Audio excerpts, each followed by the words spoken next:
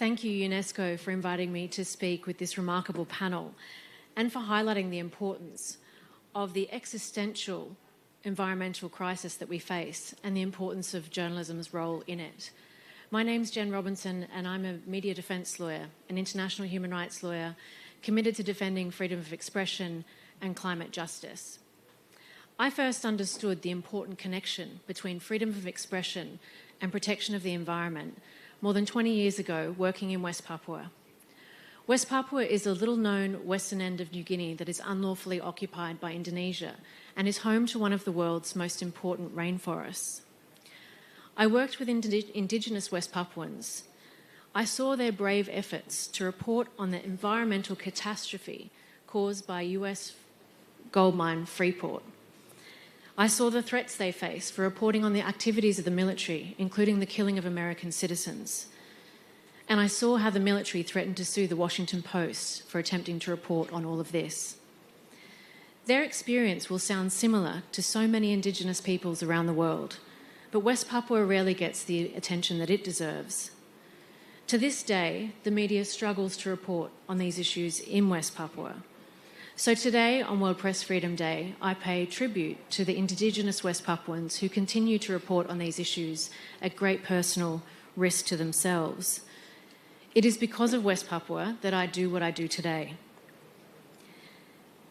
This is what sparked my interest in how the law can be used to censor and to silence reporting on environmental harms, how censorship and silence enables impunity, but also how transparency and journalism can enable justice. I've been asked to address you today about the challenges of access to justice for journalists in the international context in which I work. Around the world, we're seeing an increasing trend of journalists imprisoned, threatened, and killed for doing their jobs. I represent journalists and their bereaved families, seeking justice on the international stage when our domestic systems fail. And too often they fail. Together with my colleagues at Doughty Street, we utilise international mechanisms, UN special procedures, international courts, regional courts, to seek justice and accountability for journalists and to secure the release of journalists who have been arbitrarily detained. These international mechanisms are imperfect. They are underfunded, they are slow. Cases can take years to work their ways through these courts. There are difficulties with enforcement, and we face constant battles with geopolitics and double standards. But they do sometimes work, and we have to keep pushing to make sure that they work. There is no greater need for international action and justice than for Palestine. I want to thank UNESCO for honouring Palestinian journalists in Gaza with the important award last night. For years I've worked with Nasser Abu Bakr, the Palestinian Journalist Syndicate and the International Federation for Journalists in seeking to hold Israel to account for the targeting and killing of Palestinian journalists. We made our first submission to the International Criminal Court calling for an investigation in early 2021. But the ICC took no action. When the killing of prominent Al Jazeera journalist Shireen Abu Akleh captured the world's attention in 2022, we filed another complaint, this time for her and her family. And still, the ICC did nothing. We continue to argue that the failure of the ICC to take action against Israel has enabled ongoing impunity and further attacks on Palestinian journalists. We've watched as the ICC rushed to investigate crimes in the Ukraine while remaining silent on Palestine.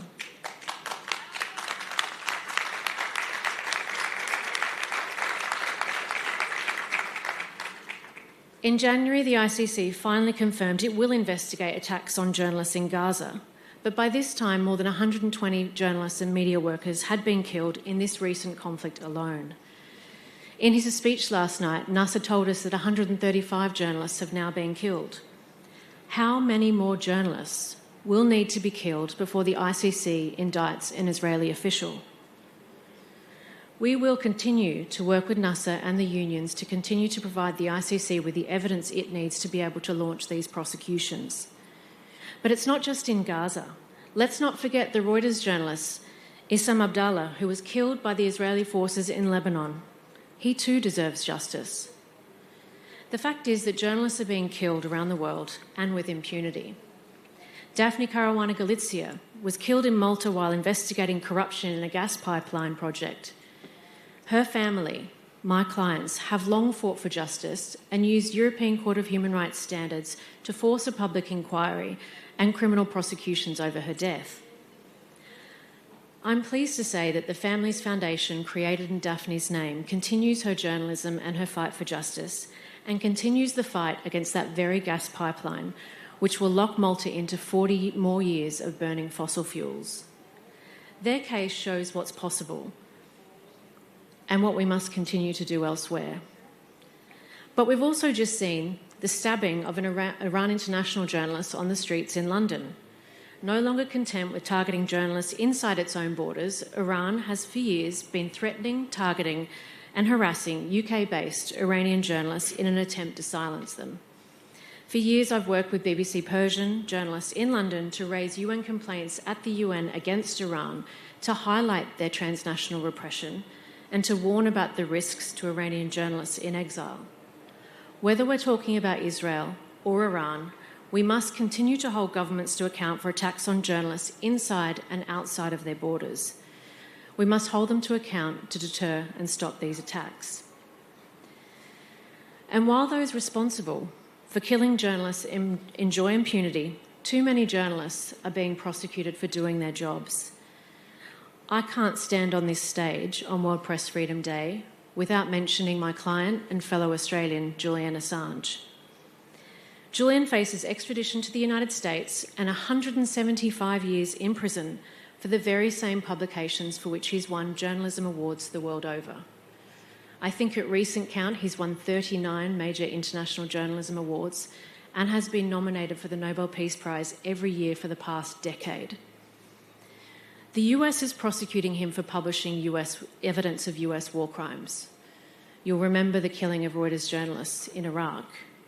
But he's also being prosecuted for revealing information that has benefited those fighting for climate action and environmental protection. For example, Julian published US diplomatic cables showing US efforts to undermine more ambitious global climate action by using spying, threats, and promises of aid to vulnerable nations.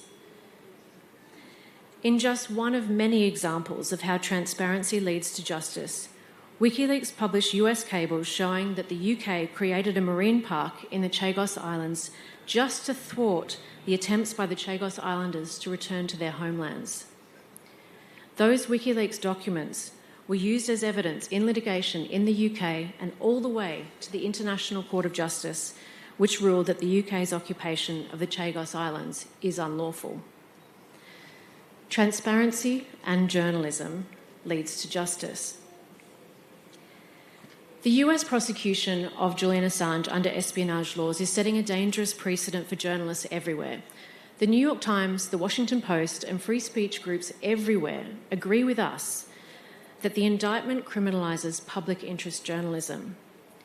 But this is not just about Julian Assange. By prosecuting Assange, the United States is giving the green light to other governments to do the same. We're now seeing Russia use espionage laws to imprison the US journalist Evan Gershkovich. China and Hong Kong are abusing national security laws to imprison and prosecute my client, the media entrepreneur Jimmy Lai.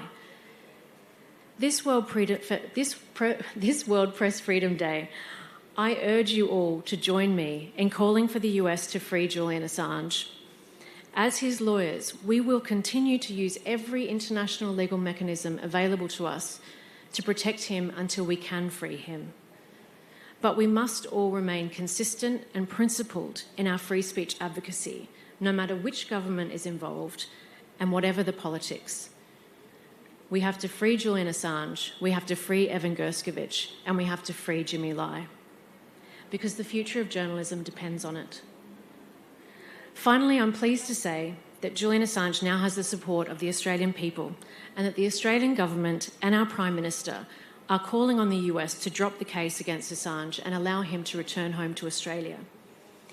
But here in Chile, I want to take the opportunity to thank the people of Latin America for their support and your support for Julian Assange, and to thank the presidents of Argentina, Bolivia, Brazil, Colombia, and Mexico for speaking out to support Julian. I'm hoping that with this visit here in Chile, we will be able to add Presidente Boric to that list. Thank you.